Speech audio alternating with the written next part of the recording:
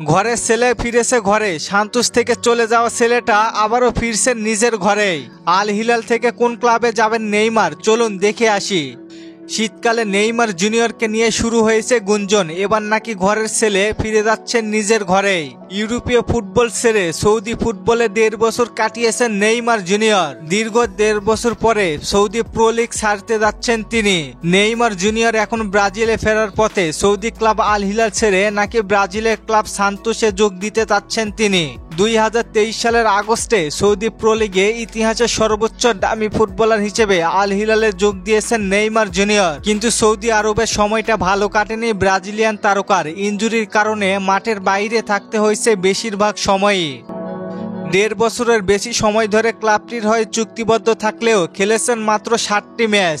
দীর্ঘ 1 বছর এসিএল এর ইনজুরির কারণে মাঠের বাইরে থাকার পরে অক্টোবরে মাঠে ফিরেই বদলি ফুটবলার হিসেবে মাঠে নামেছিলেন তিনি। এরপরে আবার ইনজুরি। তবে যাই হোক, নেইমারকে দলে নিতে অফার করেছে আল হিলালকে। তবে নেইমার জুনিয়র যেতেও রাজি হয়েছে। নেইমার মনে করেন আল হিলাল থাকলে সে জাতীয় দল থেকে বাদ পড়তে পারেন। নেইমার এই ভয়ের কারণে সৌদি ক্লাব ছাড়তে চাইছেন তিনি।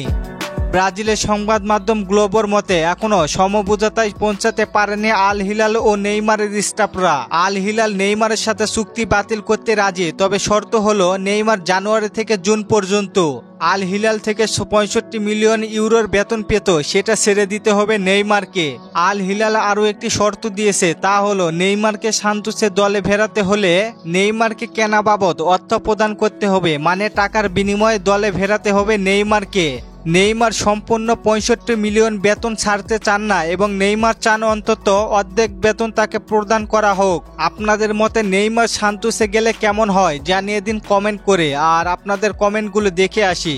সোহেল ভাই কমেন্ট করেছে, অনূর্ধ্ব-20 কোপা আমেরিকা কিভাবে লাইভ দেখবো? ভাই এইটা দেখার জন্য ফিফা ওয়েবসাইট থেকে দেখতে হবে। জয় ভাই কমেন্ট করেছে, অ্যান্থনি কি 2026 বিশ্বকাপ খেলবে? না ভাই। রেজবি ভাই কমেন্ট করেছে, দল ঘোষণা কবে? ভাই মার্চ মাসের দিকে।